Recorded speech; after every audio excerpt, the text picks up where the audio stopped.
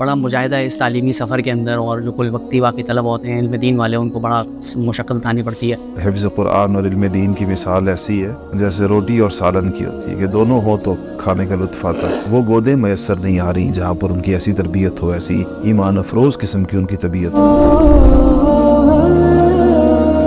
اور کاغذ کا ایک پرزہ ہمارے بارے میں طے کرتا ہے کہ ہم کس اہلیت کے ہیں۔ جو ادب والا معاملہ ہے وہ دنیاوی ایجوکیشن میں تو بالکل ہی ناپید ہے۔ آدمی ہاتھ بڑھا کر بٹن دبانے کو بھی زحمت سمجھ رہا ہے، اور وہ چاہتا ہے کہ میری پلکوں کے ساتھ اس کی حرکت کے ساتھ چیزیں ہوں۔ تو کہ علم جو ہے وہ تمہیں اپنا کوئی جز بھی نہیں دے گا جب تک کہ تم اس کو اپنا کل نہیں دو گے۔ اتنا علم دین جو ہے وہ ہر مسلمان پہ فرض ہے، اور وہ نہ حاصل کرنے پہ اس سے سوال ہو۔ انٹرمیڈیٹ کے بعد ایک طالب علم کو آپ اختیار دیں کہ وہ چاہے تو دینی تعلیم کی اسپیشلائزیشن کی طرف چلا جائے۔ وہ میرے گروپ میں اگر 7 افراد تھے تو 6 افراد کینیڈا جا چکے ہیں، اور ان کی نا امیدی کا کوئی جواب نہیں ہوتا میرے پاس۔ مسلمانوں کے معاشرے میں رہنا، جہاں آپ کو چاروں طرف مسلمان نظر آئیں، آپ کو فضا کے اندر اذانیں بلند ہوتی نظر آئیں، اسلامی شاعر کی آپ کو ایک تعظیم کا ماحول نظر آئے، یہ خود بجائے خود ایک بہت بڑی نعمت ہے۔ اس کی بھی آخر کو قیمت ہے۔ تو آخرت کی تیاری اس نے کتنی کی ہے اور کیسے کرنی چاہیے، یہی تصورات انسان کے دل میں اگر پختہ کر لیے جائیں